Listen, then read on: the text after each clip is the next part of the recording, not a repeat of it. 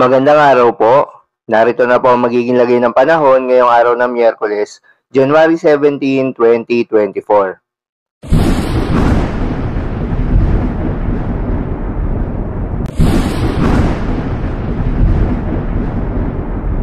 Sa kasalukuyan nga at ayon sa Pag-asa, patuloy pa rin nakakaapekto itong northeast monsoon o hanging amihan sa Luzon at Visayas, habang itong shear line o yung banggaan ng malamig na hangin na northeast monsoon at mainit na hangin na easterlies ang nakakaapekto naman sa eastern section ng Mindanao.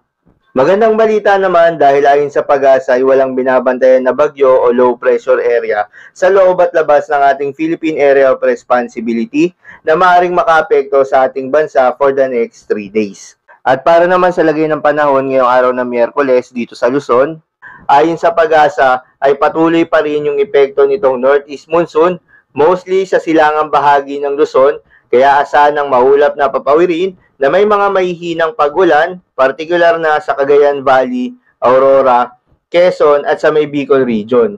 Para naman sa Metro Manila at nalalabing bahagi ng Luzon, ay asahan ng partly cloudy to cloudy skies na may mga tsansa ng mga mahihinang pag-ulan.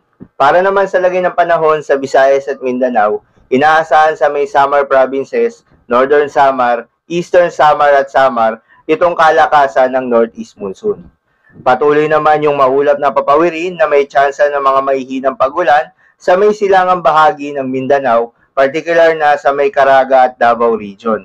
Itong shear line naman ay posibleng magdala ng mga mauulap na papawirin na may kalat-kalat na mga pag-ulan, pagkidlat at pagkulog. Para naman sa nalalabing bahagi ng Visayas kasama na itong Palawan, asahan ng partly cloudy to cloudy skies na may mga tsansa ng mga mahihinang pag-ulan.